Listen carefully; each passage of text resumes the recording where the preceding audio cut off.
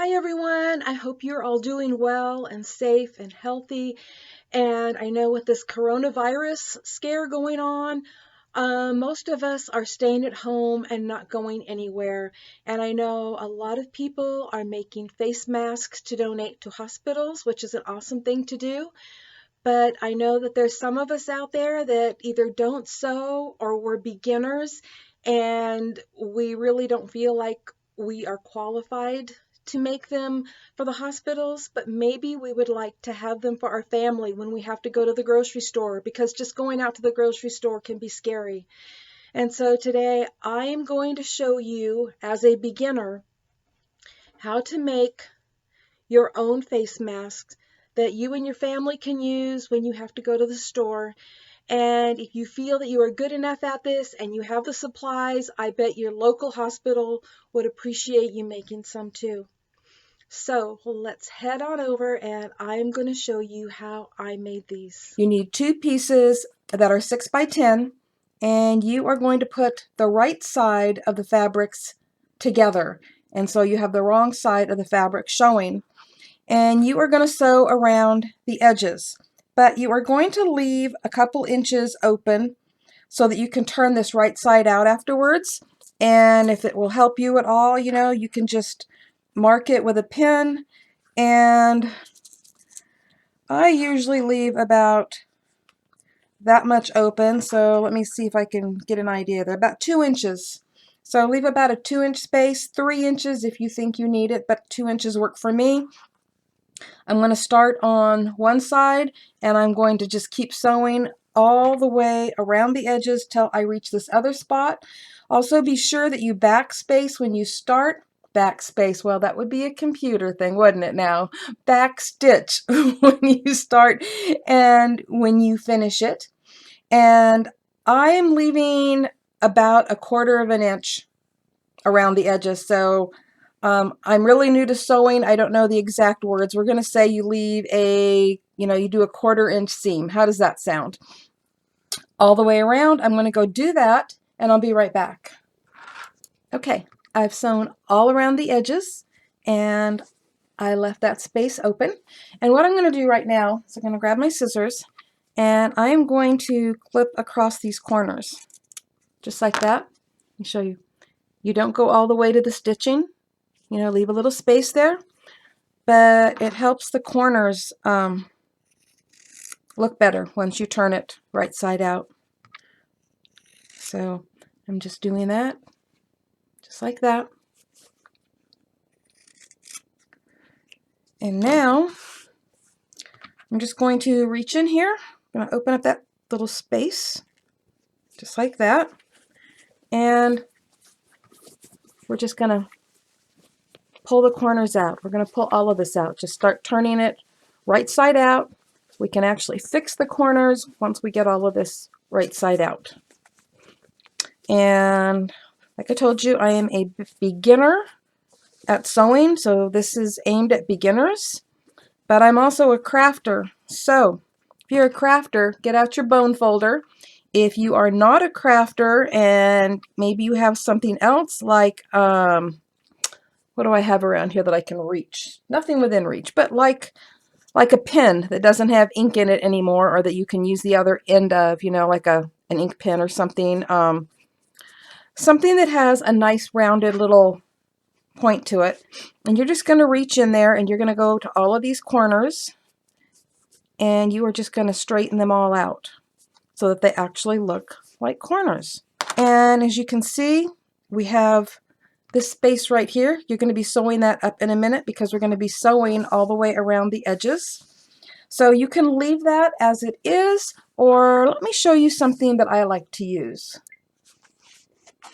I like to use Heat and Bond, and it is kind of like a tape, but it's not, and you iron it in there and it seals the fabric together. So I like to do that just to hold it in place. Well, I'm going to be doing the next part, which is doing the pleats. It just makes it easier for me to know that that's right where it needs to be and I'm not moving it into some funky position. And also, I think it's good to iron this out before we even get to our next step. So I'm going to go iron this, and then when I get back, I'm going to show you how to put the pleats in. Okay, now we're going to add pleats. And the way that I do that is I usually eyeball it, but I'm going to grab a ruler here to show you that that's 1 inch. Let me see if you can see it. 1 inch. And I make the peak from the top that goes across right here at approximately the 1 inch mark. I just eyeball it, but the peak means the part that points up. Okay, just like that. So get it about 1 inch. And I like to iron it, but I don't have an iron in here, and getting my camera out there around my iron is a little bit difficult. But that is the first pleat, okay? And then the underneath part down here is about 1/4 of an inch. You might get it a little bit more, but hold on a second. There we go. Had that folded under there. So you just bring it over about that far. And because I don't have an iron in here, I'm actually going to pin it for right now. And you can do that. So let me bring this over to this side. And I can hear my dogs barking outside. If you can hear them, I apologize. Okay, now, normally some people start in the middle, or they would go the top, the middle, the bottom. But for me, it's easier to do it the other way. I mean, do the top, the bottom, and then the middle. So again, about 1 inch from this edge is where that peak is going to be, okay? And we want all of our, let me get that a little bit better. We want all of our pleat folds to go the same direction. So as you saw, I folded this one toward me. I am also going to fold this one toward me. And I'm going to pin it down about right there. Just like that. You know, pinning this might be easier than ironing. I just don't like the pins in the way when I go to sew, because like I said, I'm new at sewing, and well, pins get in my way. But there we go. Now we've got those two done. Now let's go for the middle. So the middle, which I should have had you measure out, is about 2.5 inches in. But we're going to do it right about where that one is folded over. So right where this top one is folded over, we are going to start right there and create our next peak right up against that, and then fold it over. And I hope I did not make that too complicated, but this is also why I like ironing it, because I've got those pins now grabbing onto this next part. So let's see here. I may have to unpin it to make it work. But basically this pleat here, the top peak of it there, that is going to be about the center. And then we're going to fold it over about 1/4 of an inch. And like I said, this pin is in my way, which is why I usually don't pin it. I like everything to just work nicely together. So I'm going to unpin that. This way I can fold my pleat over. And wonder if I could just pin them both at the same time. We'll see. That might work. I'm doing this with pins actually for the first time because, like I said, I iron it, which I've told you a million times, and about right now you're going, I know, you already told us. Okay, so there we go. Again, I'm going to try to pin these two at the same time. All right, so now you have your pleats. I am actually going to go iron it, but I'm going to pull this up so that you can see that there are 3 pleats. They do not have to be exactly spaced. It's nice if they are. And if these are all laying just right and ironed, you'll be able to see that they actually are nicely spaced. But I don't have the camera down that close, but I'm sure you can see that. So I'm going to go iron those. And then what I'm going to do is I'm going to stitch, with my finger here in the way, I am going to stitch along this side. And I am going to stitch along this side. Right over those pleats, keeping everything together. And again, just like before, about 1/4 of an inch from the edge. Okay, so I'm going to go do that. And then once I do that, I'm not done because I'm going to go do this all at one time. Then I am going to stitch along the top. And I'm going to stitch along this bottom piece, which will close off that one section. And it'll give it a nice finished look. So I'm going to go do that. I'm going to come back and you'll be able to see better once it's done. Okay, so I sewed across both ends and down the sides, giving it a really nice finished look. And there's our pleats, which will open up in the middle for the face, for the nose and the mouth and everything. Let me get that folded back over. Okay, so the next thing we're going to do, let me show you on this one, is we're going to fold those ends over, because we're going to create an area for the elastic to go through. So on each end, you're going to fold it over about, I think it's about 1/2 inch. Let me measure here to be sure. Between 1/2 inch and 3/4 of an inch. And again, you're going to do that. You're going to sew at 1/4 of an inch, leaving this little pocket over here that we're going to be threading the elastic through to create the little mask. So I'm going to go do that right now. I'm going to just decide which way. By the way, you're saying, well, which way do we fold it? Which way is right? Which way is wrong? It really doesn't matter. And I'm going to go fold it over just like that. And I'm going to sew it right along that, pretty close to the same line that's already there, if at all possible. Okay, so as I've said a million times, this is for beginners. And I have made some errors, and I could have gone back and just redone this video and made another one.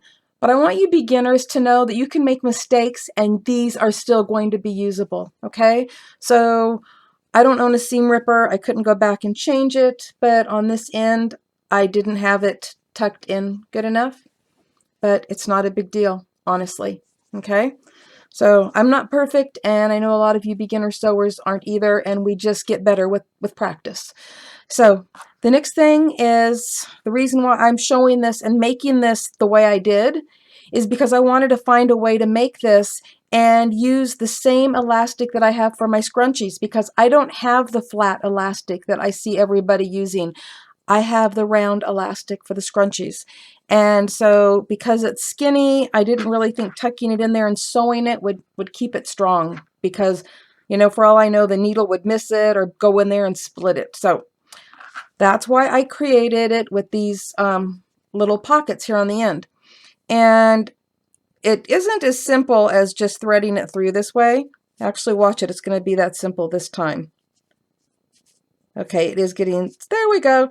If you need to, grab something like a safety pin or a paper clip to tie the elastic to thread it through. Okay, so now we're going to tie it, and you have plenty of space to tie here. And you just do it twice. Let me do that again. So I just tied that once, right? Just wrap it around and tie it again. And then bring it together. Hold the short end and the whole loop on both sides together and kind of pull.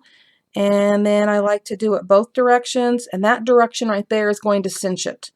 Okay, now you may have to measure, because maybe somebody needs more or less elastic, but this is the way that I do it. And you're going, well, that's tacky. Not really, because watch this. We are going to tuck it right back in there, and no one is going to have to see that. So just stick it in. If the ends end up being too long, like you know what, here, I'm just going to cut part of this end off. You can do that. If the ends stick out, then you can just trim them off a little bit. But otherwise, they're tucked inside and no one is going to see them. And you do the same thing on both ends.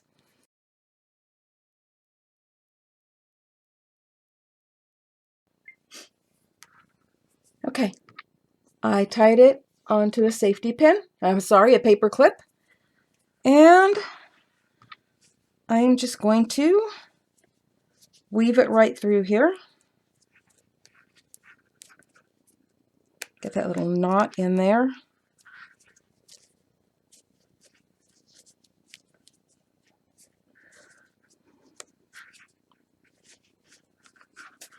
There we go. And pull it right out the other end. And then we just unhook it from the safety pin and tie it just like we did the other one. And that is ready to wear. Here's one. And here is another one. This one has been kind of worn, so the pleats aren't holding as strong. I mean, they're there, but they're not as obvious. And this one looks skinnier up here at the top because it hasn't been worn yet. So that is how easy it is to make these if you are a beginner like me. This is the third thing I've ever learned how to make. So I've made the scrunchies. You saw that video. Since then, I've learned how to make doggy bandanas. I'll do a video on that sometime. And this is the third thing that I've ever learned how to sew. And I hope that this was helpful for you beginners. And even if you're not a beginner, you're probably saying, oh, well, I can make it a little bit better, and you probably can. I hope I made that easy enough for all of you to follow. I know some of you, like I said, are advanced and you may have a different pattern or you may have a better way of doing this, but I just wanted to share this for the beginners that maybe felt that they couldn't do it, to show them that somebody like me that is a brand new beginner can do this and help keep your family safe and healthy. So everybody stay well. God bless you all. Bye-bye.